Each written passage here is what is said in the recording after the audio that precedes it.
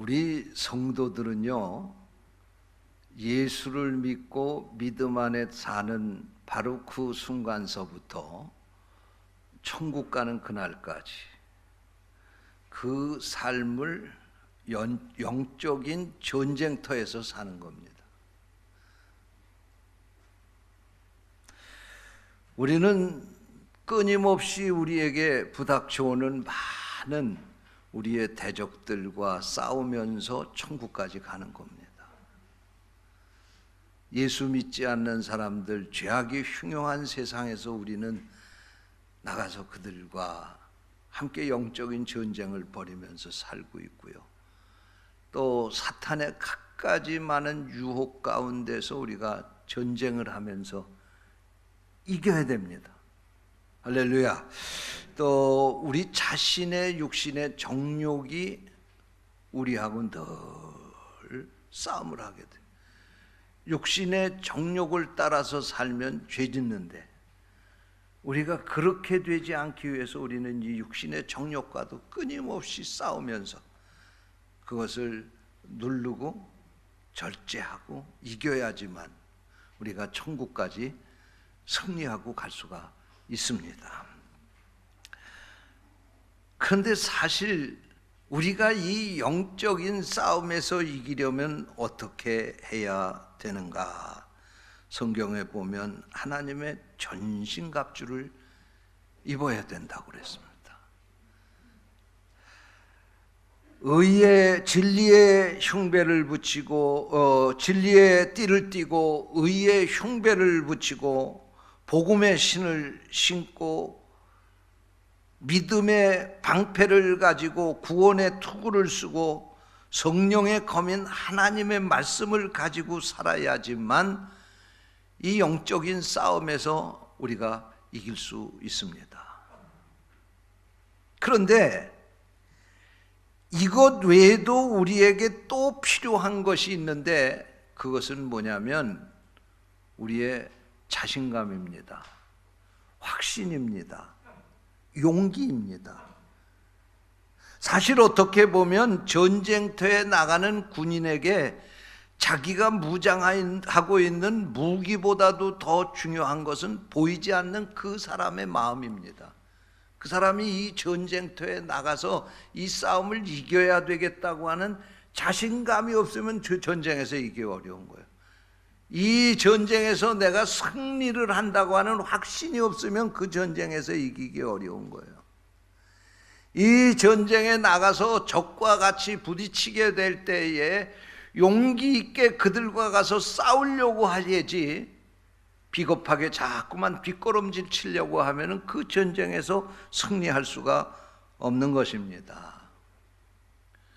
여러분, 마찬가지로 우리가 영적인 싸움에 있어서도 자신감과 용기와 확신이 필요한데, 이것은 바로 기도를 통해서 얻어진다는 사실을 믿으시기 바랍니다. 기도를 통해서 나오는 거예요. 그러니까 영적인 전투에서 제일 중요한 무장이 뭐냐, 무기가 뭐냐, 그것이 바로 기도다, 그런 말씀입니다. 할렐루야. 출애굽기 17장에 보면 이스라엘 백성들이 출애굽을 해가지고 가나안 땅을 향해서 가다가 르비딤 골짜기에서 아말렉 족속들과 함께 전쟁을 치르게 되었습니다. 모세는 여호수아에게 백성들을 이끌고 그 전쟁터에 나가서 싸우라고 하고, 자기는 그곳을 떠나서 산꼭대기로 올라갔습니다. 여러분, 한번 생각해 보세요. 전쟁이 일어나서 지금 나가 싸움을 해야 되는데, 그 이스라엘 민족의 지도자인 모세가 최일선에 나가서 백성들과 함께 적을 물리치기 위해 싸워야지, 그곳에 가지 않고 모세가 산꼭대기로 올라갔다고 하면 어떻게 이 전쟁에서 이길 수가 있겠습니까? 그런데 성경을 보니까 모세가 그 산꼭대기에서 하나님 앞에 손을 들고 간절히 기도하는데, 모세가 손을 들고 기도하는 동안에는 이스라엘 백성들이 그 싸움에서 이기는 거예요. 힘이 들어서 그 손이 내려오니까 아말렉 족속들이 이스라엘을 이기는 거예요. 밑에서 그것을 바라보고 있던 아론과 훌이 모세가 기도하는 산꼭대기로 올라갔습니다. 그리고 좌우에 서서 모세의 팔을 같이 붙잡고 끝까지 손을 올리고 하나님 앞에 기도하게 될 때에 이스라엘 백성이 완전히 승리하게 된 줄로 믿으시기를 바랍니다. 여러분, 이때의 이스라엘이 아말렉 족속을 이긴 것은 그들의 이스라엘 백성들의 전술이 아니었습니다. 그들의 무기가 아니었습니다. 이스라엘 백성들의 전략이 아니었습니다. 군사력이 아니었습니다. 이스라엘 백성들이 아말렉 족속을 이긴 가장 강력한 무기는 기도였습니다. 할렐루야. 또 사도행전 12장에 보게 되면 초대교회가 성령 충만하여 계속해서 부흥이 되고 있었습니다. 헤롯 왕이 이것을 못마땅하게 여겨서 교회를 핍박하기 위해서 지도자 몇 사람을 잡아서 죽이게 되면 저 교회가 주춤하겠지, 저들이 보이지 못하겠지, 그렇게 생각하고 지도자 가운데에 야고보를 붙잡아다가 칼로 죽였습니다. 그랬더니 이 교회를 반대하는 유대인들이 참 좋아하는 거예요. 이 헤롯 왕이 마음이 흡족했습니다. 그래, 그러면 이번에는 이 초대교회의 최고 지도자인 베드로를 잡아 죽여야 되겠다. 그렇게 생각하고 베드로를 잡아다가 감옥에 가뒀습니다. 그때가 마침 6월절이기 때문에 6월절이 끝나면 이 감옥에 갇힌 베드로를 잡아 죽이려고 헤롯이 그런 계략을 꾸미고 베드로를 잡아다 감옥에 가두었습니다. 초대교회는 큰 위기를 만나게 됐습니다. 이들은 어찌할 수 없는 그러한 이 위기 가운데 놓이게 되었습니다. 여러분, 이러한 상황 가운데 그들은 당황하면서 어떻게 할까 염려하게 되었습니다. 그런데 그때 교회가 한 일이 무엇인지 아십니까? 사도행전 12장 5절 말씀입니다. 이에 베드로가 옥에 갇혔고 교회는 그를 위하여 간절히 하나님께 빌더라. 할렐루야. 그들은 아무것도 할 수 없는 바로 이 순간에 하나님 앞에 간절히 기도한 줄로 믿으시기를 바랍니다. 그러자 이 기도가 놀라운 힘을 발휘하여 감옥에 있는 베드로를 기적적으로 그 감옥에서 끌어내게 됐던 것입니다. 여러분, 이 베드로를 굳게 가둬둔 감옥문을 연 것은 초대교회 성도들의 기도인 줄로 믿으시기를 바랍니다. 그래서 성경에 보면 그때부터 교회는 어려운 일이 생길 때마다 기도로 대처한 것을 볼 수가 있습니다. 그래서 그들은 로마의 무서운 박해를 기도로 이겨내고 결국은 로마가 기독교의 무릎을 꿇고 기독교 국가가 되게 했던 것입니다. 할렐루야. 여러분, 기도는 우리가 가지고 있는 가장 강력한 무기라는 사실을 믿으시기 바랍니다. 그래서 저는 오늘 이 시간에 본문 말씀을 가지고 따라서 하세요. 기도가 무기이다. 이런 제목으로 말씀을 전하려고 합니다. 성령께서 이 말씀을 듣는 우리를 깨우쳐 주시기를 원합니다. 저는 사실 한 달여 전에도 기도에 대한 설교를 드렸습니다. 기도에 대한 설교를 했지만 우리 성도들이 그 설교를 듣고 꼼짝도 안 하는 것 같아요. 그래서 오늘 또 말씀을 이 기도에 대해서 말씀을 해야 되겠다.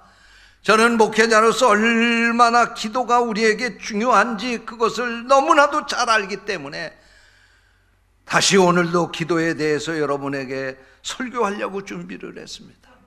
저는 이 설교를 가지고 이 단에 올라오면서 간절히 하나님 앞에 기도했습니다. 하나님, 우리 성도들이 이 설교를 듣게 될 때에 그저 기도, 그냥 우리 신앙생활에 하도 많이 듣던 말, 그저 기도라고 하는 거 있기는 있는 것 같은데 나하고 아무 상관이 없는 기도, 그런 식으로 생각하며 이 말씀을 듣지 않게 해주시고, 이 말씀을 하나님이 내게 주시는 말씀으로 듣게 해 주옵소서. 이 말씀을 들으면서 기도하지 못한 나를 회개하게 해 주옵소서. 이 말씀을 듣고 깨달아서 기도가 내 신앙생활에 얼마나 중요한지를 깨닫고 기도 생활 시작할 수 있게 해 주옵소서. 그런 마음으로 올라왔습니다. 오늘 이 말씀이 여러분을 움직이는 살아있는 말씀이 되기를 주님의 이름으로 축원합니다. 그러면 우리가 기도를 무기로 쓰려면 어떻게 해야 하는가? 첫째로 오늘 본문 말씀에 보니까 항상 기도해야 된다고 말씀했어요. 따라서 하세요. 항상 기도해야 합니다. 오늘 본문 18절 말씀해 보니까 모든 기도와 간구를 하되 항상 성령 안에서 기도하라고 말씀하고 있습니다. 이를 위하여 깨어 구하기를 항상 힘쓰라고 말씀하고 있습니다. 이 말씀은 특별한 때에만 기도하라는 말씀이 아닙니다. 끊임없이 기도해야 된다는 말씀입니다. 쉬지 않고 기도해야 한다는 말씀입니다. 우리가 살아있는 동안에 숨 쉬듯이 기도해야 된다는 말씀입니다. 여러분, 성경을 보면 사무엘 선지자는 기도하는 기도하는 것을 죄라고, 기도를 쉬는 것을 죄라고 말씀하셨습니다. 또한 데살로니가 전서 5장 17절에 보면 쉬지 말고 기도하라고 말씀하셨고, 로마서 12장 12절에도 보면 기도에 항상 힘쓰라고 말씀했습니다. 골로새서 4장 2절에도 보면 기도를 계속하고 기도에 감사함으로 깨어있으라고 말씀하셨습니다. 무슨 말씀입니까? 기도가 이렇게 중요하기 때문에 숨 쉬듯이 쉬지 않고 기도해야 된다는 말씀입니다. 다시 말씀을 드리면 우리가 숨을 멈추면 우리 육신이 죽는 것처럼 우리 영혼이 기도를 멈추게 될 때 우리 영혼이 병들고 죽을 수밖에 없다는 말씀입니다. 그러므로 기도를 하되 쉬지 않고 해야 된다는 말씀입니다. 끊임없이 해야 된다는 말씀입니다. 앞에서 말씀을 드린 것처럼 이스라엘 백성들이 아말렉과 싸우게 될 때에 모세가 손을 들고 계속해서 기도할 때 그들이 이겼습니다. 그러나 피곤해서 그 손이 내려오면 결국은 아말렉이 이겼습니다. 여러분, 기도가 바로 이런 것입니다. 우리가 기도를 쉬지 않아야 될 이유가 바로 이것입니다. 우리는 영적인 전쟁터에서 기도에 잠을 잘 수가 없다는 말씀입니다. 군인이 밤새도록 불침번을 서면서라도 깨어 있어야 되는 것처럼 오늘 우리들이 어지럽고 험악한 세상에서 우리의 믿음을 지키고 승리하며 살려면 기도하지 않고는 살 수가 없다는 말씀입니다. 예수님도 겟세마네 동산에서 기도하시는 것을 보니까 기도하시는데 힘쓰고 애써서 기도했다고 말씀을 하고 있습니다. 그리고 얼마나 힘쓰고 애써서 기도했던지 그 추운 밤에 이마에 흘러내리는 땀방울이 핏방울처럼 변했다는 말씀입니다. 하나님인 예수님도 이렇게 힘쓰고 애써서 기도했다는 말씀입니다. 하물며 우리가 어떻게 기도하지 않고 살 수 있겠습니까? 어떤 사람이 이런 말을 했습니다. 기도하고 싶을 때가 있느냐? 그때 기도하라. 왜냐하면 그때는 기도하기 좋은 때이기 때문이다. 기도하기 싫을 때가 있느냐? 그때도 기도해야 한다. 왜냐하면 그때 기도가 제일 필요한 때이기 때문이다. 우리는 늘 기도해야 됩니다. 기도하기 싫을 때도 해야 된다는 말씀입니다. 기도하지 않으면 우리는 영적으로 무기력해지고 결국은 이 영적인 전쟁에서 패할 수밖에 없기 때문입니다. 사랑하는 성도 여러분, 날마다 쉬지 않고 기도하는 성도들이 되시기를 주님의 이름으로 축원합니다. 코로나 때문에 기도 쉬었습니까? 코로나가 너무 길어지니까 기도하는 것조차도 지치고 있습니까? 우리는 기도의 등불을 다시 켜야 합니다. 다시 새벽을 깨워야 합니다. 다시 기도해야 합니다.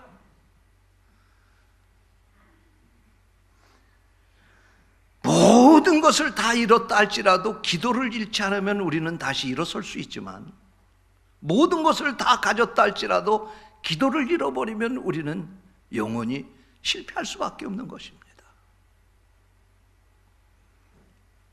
둘째로 따라서 하시 바랍니다. 성령 안에서 기도해야 합니다. 우리가 기도를 무기로 삼고 살려면은 오늘 본문 18절 말씀해 보니까 성령 안에서 기도하라고 말씀을 하고 있습니다. 이 말씀이 무슨 말씀입니까? 우리가 기도하려면 성령의 성령을 힘입어서 기도해야 된다는 말씀입니다. 기도란 억지로 할 수 있는 것이 아닙니다. 성령 충만할 때 온전한 기도가 이루어지게 되는 것입니다. 그래서 성경 로마서 8장 26절 27절 말씀에 보면 이와 같이 성령도 우리의 연약함을 도우시나니 우리는 마땅히 기도할 바를 알지 못하나 오직 성령이 말할 수 없는 탄식으로 우리를 위하여 친히 간구하시느니라. 마음을 살피시는 이가 성령의 생각을 아시나니 이는 성령이 하나님의 뜻대로 성도를 위하여 간구하심이니라. 이렇게 말씀하고 있습니다. 무슨 말씀입니까? 성령이 우리를 도우셔서 우리로 하여금 기도하게 해주신다는 말씀입니다. 성령이 우리를 도우셔서 우리가 어떻게 기도해야 할지를 알게 하신다는 말씀입니다. 또한 우리가 연약해서 지쳐 넘어질 때에도 성령은 우리를 도와서 우리를 위하여 간구하신다는 말씀입니다. 또한 성령께서 우리에게 하나님의 뜻을 알려주셔서 하나님의 뜻대로 살게 해 주신다는 말씀입니다. 그러므로 기도하게 될 때에 성령 안에서 기도하라고 말씀하고 있는 것입니다. 우리가 성령 안에서 기도하면 신비한 효과가 나타납니다. 그것은 무엇을 기도할까를 성령이 알게 하시는 것입니다. 우리 성도들이 기도할 때요, 어떤 분들이 그런 얘기를 해요. 목사님, 나는 엎드려서 3분만 기도하면 더 이상 기도할 게 없는데 아무개는 어떻게 저렇게 몇 시간을 기도해도 기도할 게 많은지 모르겠습니다. 제 경험인데요, 성령 충만하니까요, 성령께서 내게 무엇을 기도해야 될지를 알려주시더라고요. 내가 어떻게 기도해야 될지를 깨닫게 해주시더라고요. 할렐루야. 이게 우리가 성령 안에서 기도할 때 나타나는 신비한 결과인 것입니다. 또한 우리가 성령 안에서 기도하게 되면 지치지 않는 힘을 우리에게 공급해 주시는 것입니다. 성령께서 기도할 힘을 주셔서 기도에도 피곤하지 않게 해주시는 것입니다. 기도할수록 더 깊은 은혜를 체험하게 하시는 것입니다. 기도하게 될 때의 기쁨을 알고 기도의 간격을 체험하게 되고, 성령은 우리가 기도의 세계에서 영적인 능력을 발견하게 해주시는 것입니다. 우리가 기도하게 될 때 성령은 우리를 위해서 함께 도와주셔서 우리가 기도하게 될 때에 우리로 하여금 어떻게 기도하고 또한 무엇을 기도해야 할지를 깨닫게 해 주시고, 또 그 기도하는 가운데 능력을 받게 해 주시고 우리의 모든 문제를 해결할 수 있도록 우리를 깊은 은혜의 자리로 이끌어 가시는 것입니다. 그러므로 기도할 때 무엇을 위해 기도해야 할지를 막막해 하거나 또는 기도를 하더라도 기쁨을 알지 못하고 깊은 은혜를 체험하지 못한다고 하면 그것은 아직 내가 성령 안에서 기도하는 것이 아니라 내 힘으로 기도하기 때문이라고 하는 사실을 깨달아야 합니다. 그래서 바울 사도는 성령 안에서 기도하라고 말씀하고 있습니다. 사랑하는 성도 여러분, 성령 안에서 날마다 기도할 수 있게 되시기를 축원합니다. 성령께 도와달라고 하세요. 기도하시면서 성령께 무엇을 기도해야 할지 깨닫게 해달라고 기도하세요. 그러면 성령께서 여러분을 도와주실 줄로 믿습니다. 셋째로, 기도의 무기를 가지고 나만을 위해서 기도해야 할 것이 아니라, 따라서 하세요, 모든 사람을 위하여 기도해야 합니다. 오늘 본문 18절 19절 말씀에 보면 여러 성도들을 위하여 구하라고 말씀을 하고 있습니다. 여러 성도들을 위하여 기도하라는 말씀입니다. 또한 디모데전서 2장 1절 말씀에도 보면 모든 사람을 위하여 기도해야 된다고 당부하고 있습니다. 빈부귀천, 유무식, 남녀노소, 중요한 사람이나 그렇지 못한 사람, 가까운 친구나 심지어는 원수까지를 위해서도 기도해야 됩니다. 나라를 위해서 기도해야 되고 나라를 이끄는 지도자들을 위해서 기도해야 합니다. 우리가 그들을 위해서 비판하기 전에 먼저 기도하지 못한 것을 회개할 수 있어야 합니다. 여러분, 나라가 잘된 것은 지도자가 그 나라를 잘못 이끈 이유보다도 이 땅에 있는 우리 크리스찬, 우리 성도들이 기도하지 않기 때문입니다.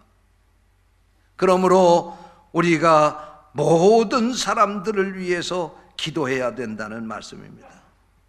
특별히 바울 사도는 자기 자신을 위해서 기도해 줄 것을 부탁하고 있습니다. 지금 바울 사도는 영적 전선의 최전방에서 복음을 전하고 있는 것입니다. 자기 자신을 위해 기도해 줌으로 말미암아 자기가 이 영적인 전쟁터에서 담대하게 말씀을 전할 수 있게 해달라고 부탁을 하고 있습니다. 오늘날도 마찬가지입니다. 오늘 우리가 해외 선교 주일로 지키고 있습니다마는 우리가 선교사를 파송하고 돕는 보내는 선교사가 되는 것은 물질만 가지고 헌금만 가지고 되는 것이 아닙니다. 이것보다 더 중요한 것이 있는데 그것이 바로 기도입니다. 영적인 최일선에서 전쟁터에서 전쟁하는 군사와 같이 선교사님들은 복음을 전하며 무수한 영적 싸움과 부닥치게 되는데 이때 우리 선교사님들이 담대하게 이 싸움에서 승리할 수 있도록 여러분 우리가 기도해야 된다는 말씀입니다. 뿐만 아니라 부족한 종을 위해서도 기도해 주시기를 바랍니다. 저는 지난 43년 동안 이 교회를 개척하고 목회해 왔습니다. 많은 목사님들이 그래요. 시작할 때도 중요하지만 끝날 때가 참 중요하고 힘들다고 그런 말씀들을 하시더라고요. 비행기가 사고가 많이 나는데 사고가 나는 것은 이륙할 때하고 착륙할 때 사고가 많이 난다고 그러더라고요. 목회도 그런 것 같아요. 저를 위해서 기도해 주시기 바랍니다. 43년 동안 목회한 것보다 남은 2년이 저한테는 더 힘든 것 같아요. 여러분의 기도가 없이는 마지막까지 목회 마치기 때까지 이 목회 제대로 잘하며 끝나기가 어렵습니다. 여러분 위해서 기도해 주시기를 바랍니다. 여러분이 기도해 주시면 아름답게 잘 마무리하고 물러설 줄로 믿습니다. 주의 종들을 위해서 기도해 주시기 바랍니다. 19세기 남아프리카의 성자로 불리는 앤드류 모레이 목사님은 기도는 하늘을 좌우하는 지상 유일의 힘이라고 말했습니다. 영국의 유명한 스펄전 목사님은 10년을 염려하는 것보다 10분간 기도하는 것이 더 낫다고 말했습니다. 여러분, 우리 성도들은 다른 것에서 실패할지라도 기도해서 실패하지 않으면 반드시 승리하게 되는 것입니다. 우리 생애의 최고의 해라고 하는 아주 오래된 영화가 있습니다. 이 영화의 주인공으로 나오는 호모라고 하는 사람이 있는데, 이 호모 역을 해럴드 러셀이라고 하는 배우가 맡아서 그 역을 감당했습니다. 근데 사실 우리 생애 최고의 해라고 하는 이 영화의 내용은 바로 이 주인공인 주인공으로 출연하고 있는 해럴드 러셀의 실제 이야기를 영화로 만든 것입니다. 해럴드 러셀은 세계 제2차 대전 때에 전쟁에 참여했다가 그만 포탄에 맞아서 두 팔을 잃고 말았습니다. 처음에는 깊은 좌절감에 빠져서 인생의 절망감에 사로잡혀 있었지만, 기도하다가 그는 살아계신 하나님을 만나게 되었다고 합니다. 그 하나님께서 그의 생각을 고쳐주셨습니다. 그는 비록 두 팔을 잃어서 이제는 아무것도 할 수 없다고 절망하고 있었는데, 기도하게 될 때 하나님께서 그에게 네가 남은 것만 가지고도 가치 있는 인생을 살 수 있다고 하는 사실을 깨우쳐 주셨습니다. 그래서 그는 용기를 가지고 다시 일어났습니다. 의사가 만들어준 의수를 가지고 글도 썼습니다. 타자도 쳤습니다. 그리고 그는 자신의 새로운 인생을 개척해 나갔습니다. 비록 자신의 몸이 장애인임에도 불구하고 그는 하나님을 만나게 될 때 자신이 할 수 있는 가치 있는 일들이 얼마든지 있다고 하는 사실을 깨닫게 되었다는 것입니다. 이 영화의 내용이 바로 그런 것입니다. 이 영화에 출연을 함으로 주인공이었던 이 해럴드 러셀은 아카데미 나무주연상을 받았습니다. 그는 상금 전액을 갖다 상해용사들을 위해서 기부를 했습니다. 어느 날 신문 기자가 그에게 찾아와서 물었습니다. 해럴드 러셀, 당신이 두 팔을 잃어서 큰 절망 가운데 빠지지 않았습니까? 그러자 해럴드 러셀은 당당하게 이렇게 말했습니다. 그렇습니다. 나는 큰 절망 가운데 빠져 있었습니다. 그러다 기도 중에 하나님을 만나게 되었습니다. 내 마음이 편안해졌습니다. 두 팔을 잃었지만 무엇인가 소중한 가치에 눈을 뜨게 되었습니다. 내가 무엇인가를 잃었을 때 잃은 것만 생각하지 않고 남은 것을 가지고 감사하며 기도하면 하나님은 우리의 앞길을 개척해 주시고 우리가 잃은 것보다도 10배가 더 큰 보상으로 우리에게 갚아주시는 살아계신 하나님입니다 라고 말했습니다. 그렇습니다. 이 하나님은 지금도 우리가 기도하기를 원하십니다. 이 하나님은 우리가 기도할 때에 우리의 손을 붙잡고 이 어지러운 세상을 함께 동행해 주십니다. 이 살아계신 하나님은 우리가 기도할 때에 우리에게 하나님의 능력을 주시고 이 세상에서 승리하며 천국에 이룰 수 있게 하십니다. 기도를 강력한 무기로 가지고 살아가는 성도들이 되시기를 주님의 이름으로 축원합니다. 기도하겠습니다.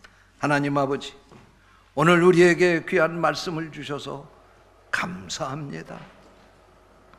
기도가 우리에게 이런 강력한 영적인 무기인 것을 깨우쳐 주셨사오니 이제부터 천국 가는 그날까지 날마다 기도의 무기를 가지고 살게 하여 주시옵소서.